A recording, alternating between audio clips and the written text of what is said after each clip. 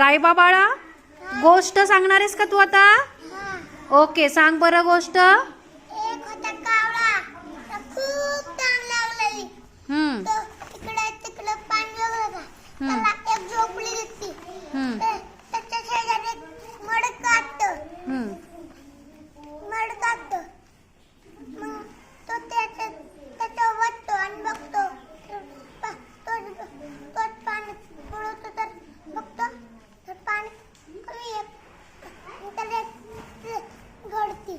मग तो काय करतो, दगडे उचलतो आणि माड्यात माठात टाकतो आणि पाणी उघड देतो.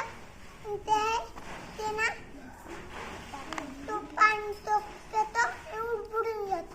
अरे वा, व्हेरी गुड रायबा, किती सुंदर गोष्ट सांगितली बाळा. त्यासाठी जोरदार टाळ्या वाजवा सगळ्यांनी.